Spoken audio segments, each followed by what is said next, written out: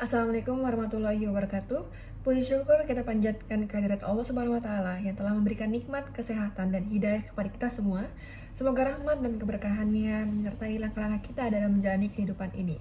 Sebelumnya perkenalkan, nama saya Nadia Amanda Putri Diego dengan NIM 213111020 PKD kelas F dari FBE UII. Jadi hari ini saya ingin berbicara tentang suatu nilai yang sangat penting dalam Islam, yaitu berperilaku dengan baik, membangun etika dalam keseharian kita. Sebelumnya, etika itu apa? Etika adalah salah satu aspek yang sangat ditekankan dalam ajaran agama Islam. Etika ini merupakan nilai atau pedoman moral dan norma, dan seringkali diistilahkan dengan tata krama yang mengatur perilaku individu maupun kelompok dengan tujuan menciptakan suatu hubungan yang balancing, keserasian, dan saling menguntungkan. Rasulullah SAW bersabda dan telah memberikan contoh teladan dalam setiap aspek kehidupan, dan etika yang leluhur menjadi landasan yang harus kita tunjukkan dengan tinggi. Etika tidak hanya mencakup tindakan besar yang terikat oleh banyak orang, tapi juga melibatkan perilaku kita sehari-hari yang mungkin terjadi dalam interaksi kita dengan keluarga, teman, dan lingkungan sekitar. Oke, pertama-tama mari kita berbicara tentang etika dalam tindakan sehari-hari. Rasulullah SAW merupakan sosok yang penuh dengan tindakan-tindakan kebaikan kepada sesama.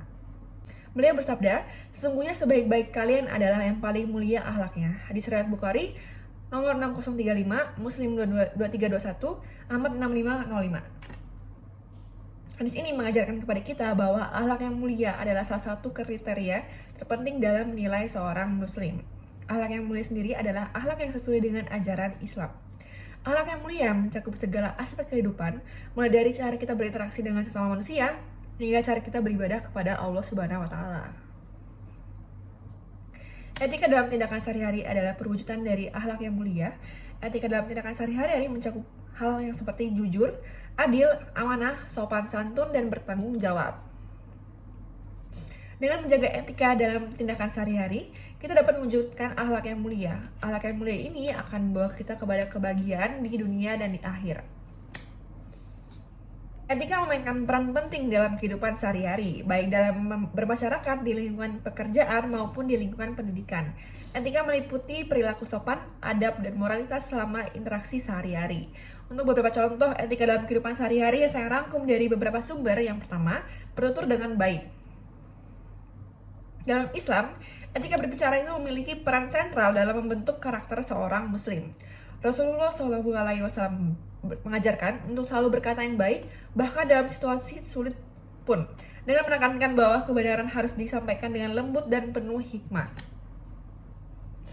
Etika berbicara juga mencakup menjaga lidah dari perkataan buruk, seperti ghibah, bohong, dan umpatan, dengan ancaman bahwa Allah tidak memiliki kepentingan dalam meninggalkan makanan dan minuman bagi pelaku dusta. Rasulullah yang dikenal sebagai sosok yang bertutur lemah lembut menekankan bahwa kelembutan memperindah setiap tindakan. Etika berbicara dalam Islam juga mencakup menjaga rahasia orang lain, menghindari fitnah dan ghibah, menggunakan kata-kata bermakna, serta menghormati hak-hak lisan orang lain dengan mendengarkan dengan penuh perhatian. Jadi dengan menerapkan etika berbicara ini, seorang muslim diharapkan dapat membina hubungan yang harmonis, menciptakan lingkungan yang positif, dan mendekatkan diri kepada keberkahan Allah Subhanahu wa taala.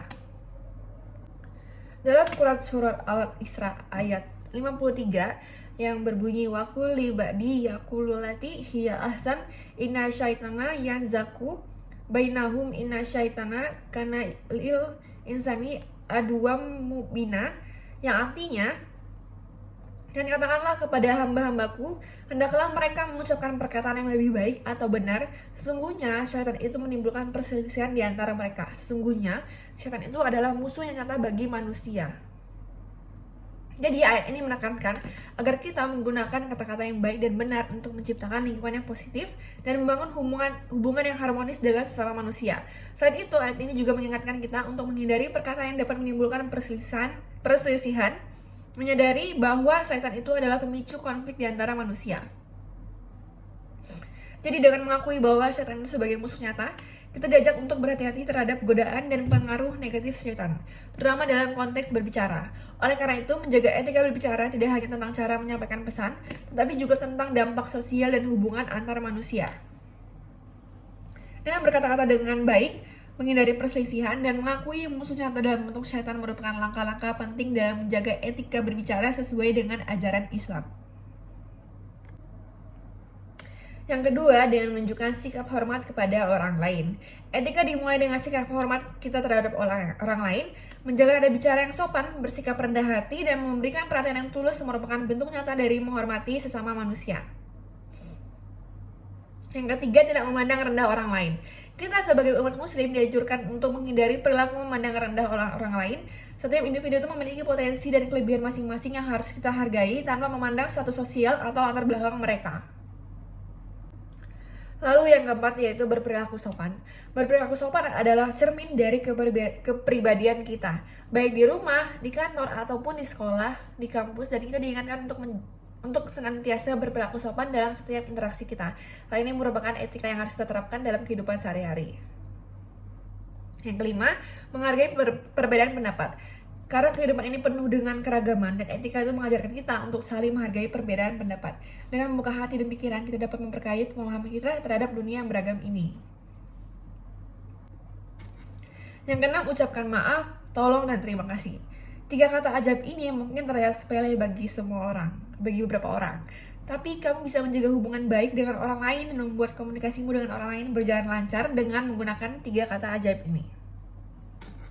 Karena nampak sepele, banyak orang yang mengabaikan 3 kata ajaib ini. Dengan mengucapkan maaf, kamu dapat merasa berbuat salah pada orang lain atau menyakiti perasaan orang lain. Dan ucapkanlah tolong ketika kamu hendak meminta bantuan pada orang lain. Dan ucapkanlah terima kasih ketika kamu mendapat bantuan atau menerima sesuatu dari orang lain. Karena kita tidak luput dari kesalahan, dan etika ini mengajarkan kita untuk mengucapkan maaf, memberikan pertolongan, dan mengucapkan terima kasih. Ini menciptakan lingkungan yang penuh kasih sayang dan saling peduli.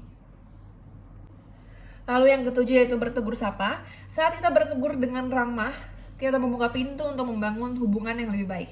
Bertegur sapa ini adalah langkah awal untuk menciptakan suasana yang nyaman dan hangat di antara kita.